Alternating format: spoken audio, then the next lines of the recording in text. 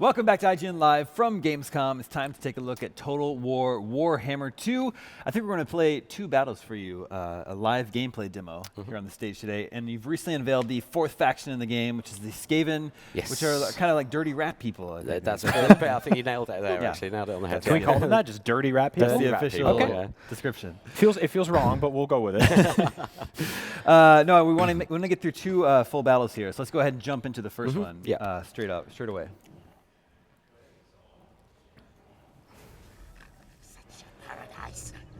Unblemished, pure. It must be gifted the touch of pestilence. That the reptile things attack me for this is blasphemy. Lead me to the Crimson Skull so I make it powder and restore my rod of corruption. Yes, yes. Let us begin. Yes, yes. So I think they've earned the title of dirty rat people. Based on hearing them talk, that's 100% deserved. Yeah, they do what they say on the tin. Yeah, that was Lord Skrulk, who's one of the playable legendary lords for the Skaven. He's the head of Clan Pestilence, which are the ones who are really focused on spreading disease and buboes and all that. Is that what that cloud is behind them right there? Yeah, some of these units, quite a lot of the Skaven units actually do poison damage or disease damage, which debuffs units, slows them down, and causes them sort of problems in combat. And in the campaign game as well, they've all got all sorts of poison and disease mechanics there. They're a lot of fun, yeah. So you have 4 factions, and each faction has 2 lords, is that right? So That's you right, have yeah. like 8 possible starting positions for the campaign. Yeah, and actually we've gone to great lengths to make the 2 different factions within a single race play very differently and start in different parts of the world. They get all sorts of different bonuses and effects and that sort of thing. But the beauty of it is, if you want to play cooperative campaign, you can both play as the same race because they have different starting positions. Cool. So that's nice. you can kind of co-op them together, which is nice. So what do we need to know about this battle? They are going up against is it the Lizardmen? Yes, it's the Lizardmen. So this is one of the quest battles for Lord Skrulk. And it's called the Rod of Corruption. And this is the battle which earns him the right to carry that magical legendary item, the Rod of Corruption, that he has access to in the tabletop game. It's one of his kind of his legendary items. So yeah, he's got to see off the Lizardmen in this particular battle. And what's just happened is he's faced a sort of main force which is coming towards him over there, but he's just had a flank attack with lots of their kind of feral beasts have come in from the side here. So he's sending his, I don't know if you saw the Hell Pit Abomination there, the absolutely colossal, there it is. James is getting up close on it now. Wow, this is awesome. It's a staggering feat of twisted genetic engineering. And so he's got 4 legs, 4 arms? I'm trying to do the math on him. Exactly. I think it's very hard to count him. He's got a bunch of rat heads right at the front as well. I was going to ask you about the mouths. Squealing away. It seems like there's a bunch of them. Yeah, there's a whole bunch of mouths. He's got a wheel on his butt. To help propel him along at speed, and he also has a couple of different things can happen when he dies. Wow. He can either regen a load of health and get back up and carry on fighting, or he can explode in a horrible toxic cloud and release a unit of clan rats which pour out and then go and attack the enemy. Disgusting. Yeah, it absolutely is. And he has all sorts of, there's lots of sort of nice custom animations where you'll see he fights another big creature like the Carnosaur there, and they'll lock into combat and start throwing each other around, stamping on each other's heads, and it's really, it really pays once you put your orders down and into battle and you've sent your guys off. It really pays to kind of get up close and watch it all unfold. It's a real joy. Brian, there's a lot happening on this battlefield. I know. What I was going to say though is, despite all that, I really appreciate how clean you guys have kept the UI.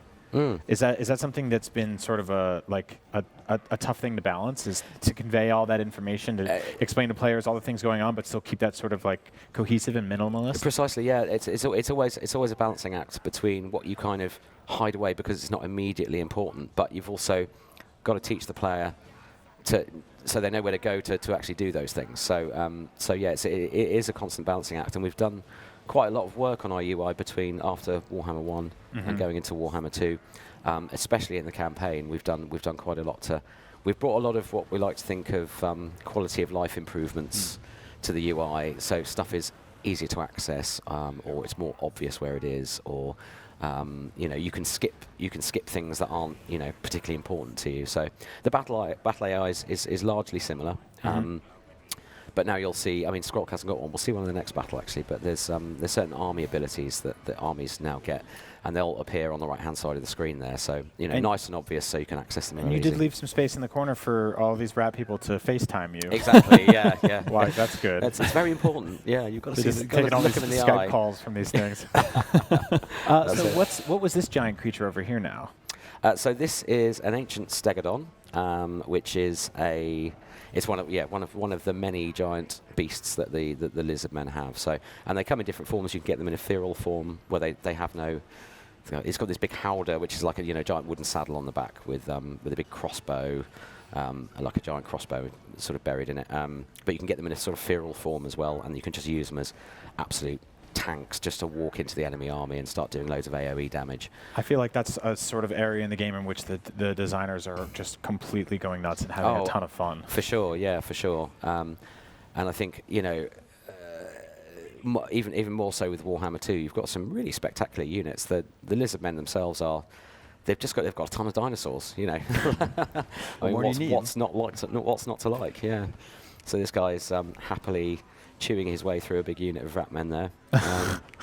But I think we've been having a lot of fun. The animators in particular have been having a lot of fun bringing this stuff to life, because, we work from the he's down. He might just be sick. I've seen Jurassic Park.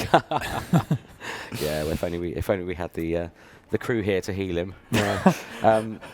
But yeah, especially the animators, they've had a tremendous amount of fun bringing this stuff to life, because of course we work from the minis themselves, from the actual models, and then it's like, how do you make the Hell Pit Abomination walk? Yeah, how does it when move, it's like right? got so many legs. I mean, how do we do that? So they've really outdone themselves this time. Because you're designing a walk cycle and then slapping some wheels on his butt. Exactly. Yes. And you're like, when do all those different mouths start? Do they snap at each other? Do they kind of scream at the enemy? And it's Well, I love the range, from all the way from a really high bird's eye view. You can go right up to each individual unit. Yeah, that is one of the unique things about our game. I think is that really stands the test of time, is that we do that, and we always want to give the player the opportunity to see what's happening on the ground, see it from a troop side point of view. So I appreciate that, because it's sort of like picking up one of those pieces and twirling it around in your hand. For sure, yeah. Getting a really good look at it.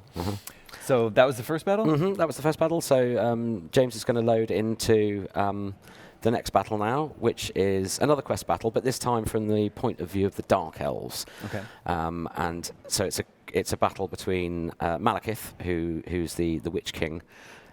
He's the big lord of the Dark Elves. So one of the legendary lords, the other one is Marathi, his mother.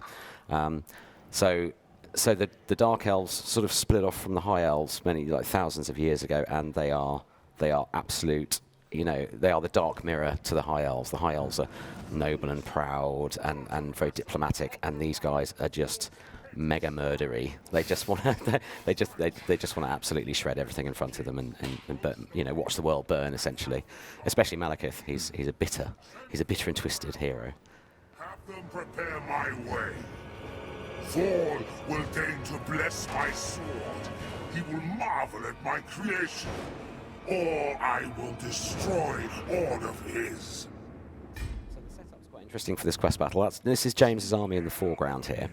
But there's an AI-controlled sort of vanguard army that's heading, that we've, in the backstory of this particular battle, we've sent them in first, and they're gonna go off and engage the enemy and let us arrange ourselves tactically to get the best effect effectively. So there's Malekith on he's got his own black dragon. There's a Hydra in the foreground as well. Which the Hydra's fantastic. They've got a ranged flame attack where all the mouths just spout fire, and it's got a good range on it as well. Actually, you can sit at the back and do that, soften stuff up before you go in. And the dragon, it has its own breath weapon as well. It has a poison breath attack, so you can hover around, do some damage from above, cast some spells, because Malekith is also a powerful sorcerer, and then send him in to deliver the coup de grace. The environments are really cool. How you sort of just create this almost like old school fantasy landscape, and then just carve a battle right through the center of it. Yeah, absolutely. And when you have those kind of procedurally generated battles on the campaign map, it looks at that that map tile and goes, right, it's this set of this set of terrain and these terrain types, and then it'll choose from a pool in that that's in that sort of terrain type. But the quest battles like this one, these are all very handcrafted and much more designed around the story of what the character's going to do there. So in this particular place is Val's Anvil. It's a famous place in elven mythology. He's Malekith's here to smack up some high elves, which is pretty much his favourite pastime, Yep. and win his destroyer. So your overall campaign is called The Eye of the Vortex. yes, that's right. And you've got 4 Yes. races. Yeah. So are we going to play the campaign from everyone's perspective, or do you pick one, see it through to the end, and then there's replayability to play with another one? Yeah, I mean that's the idea. You can play it any way you like, I guess. But yeah, they're all the 4 playable races are they're all in the mix to try and exploit or control the vortex, the Great Vortex, which is it's whirling away up in Ulthuan. It's an elven creation from millennia past that was, basically the idea is they created this giant vortex to suck all the winds of magic out of the world and blast chaos back through the gates they came, because there was a massive chaos invasion. So essentially it was placed to defeat chaos, send them back to the realm of chaos, and prevent it from happening again. And it's got a bit wobbly. Something's happened in the heavens to destabilize it. So all 4 races have designs on it. So obviously the High Elves want to preserve the order, keep it in its place because they don't want to risk another chaos invasion. The Lizardmen are in a similar boat. They're very focused on preserving the status quo. But the Skaven and the Dark Elves want that power for themselves. They want to exploit it. They're more than happy to see another chaos invasion or worse. And so do you sort of like nudge players to, try out different combinations, try out different groups to sort of to start out with? Yeah, so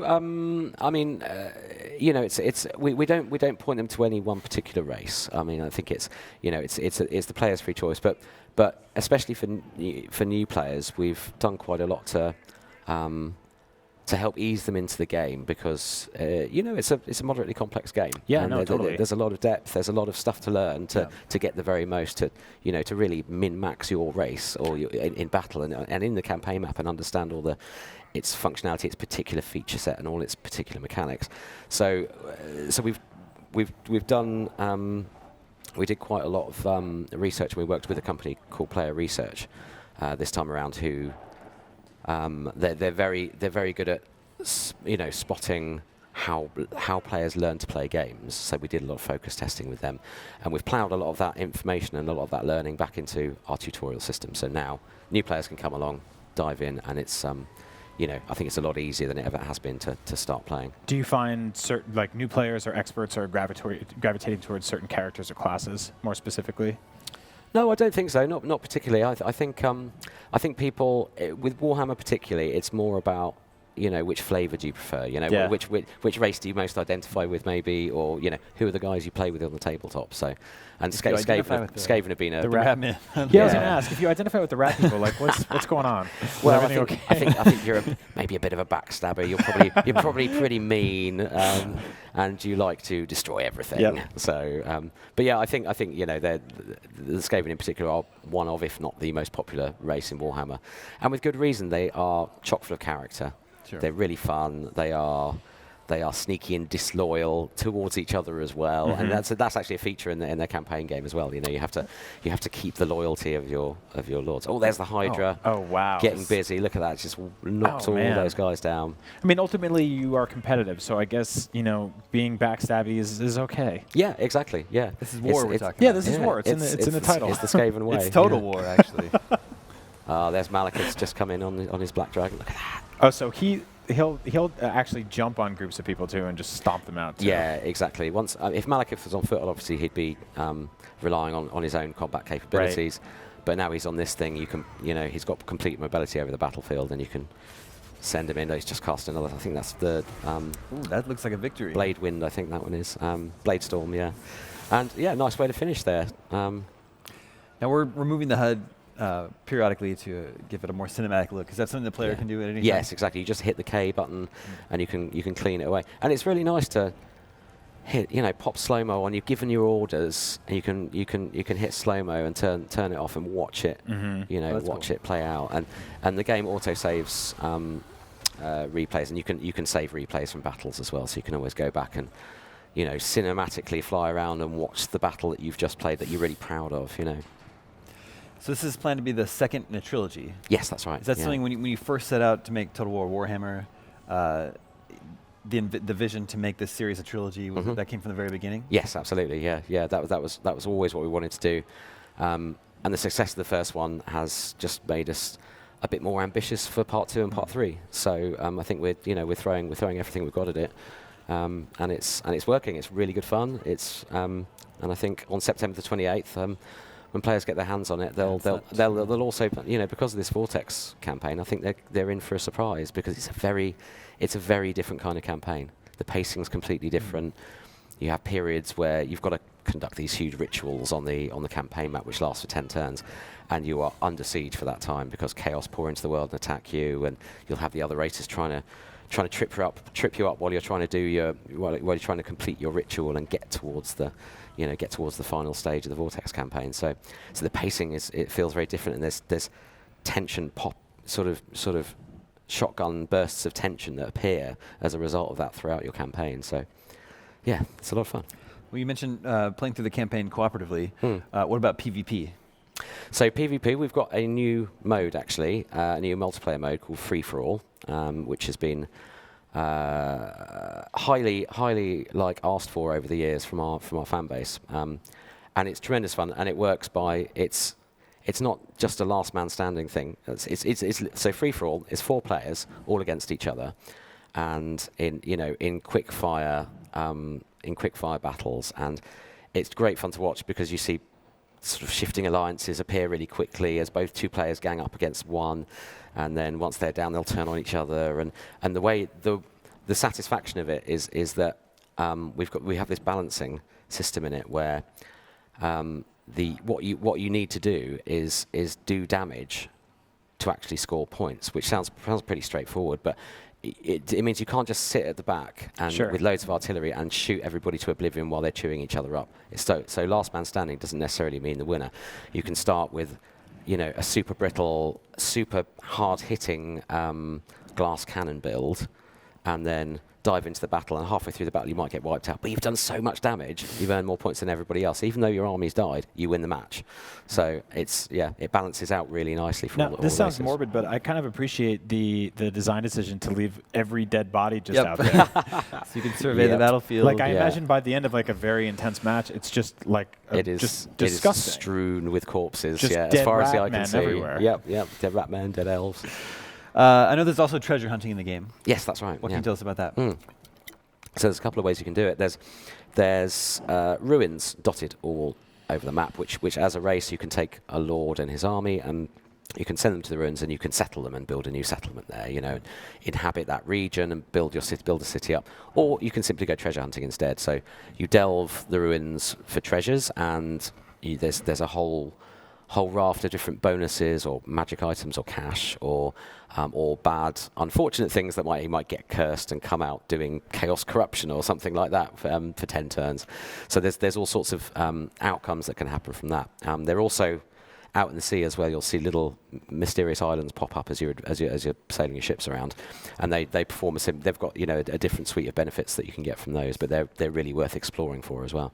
Very cool. So yeah, it's a really neat. What it does, it makes the campaign map feel all so much more alive because you've got these points of interest that appear everywhere, and there's just more going on in the campaign map as a result. Yeah. Well, the Total War Warhammer trilogy continues on September 28th with Total War Warhammer 2. Al, thank you so much for coming by the show. My pleasure. Thanks. Stay tuned. More to come from IGN Live at Gamescom. Coming up next.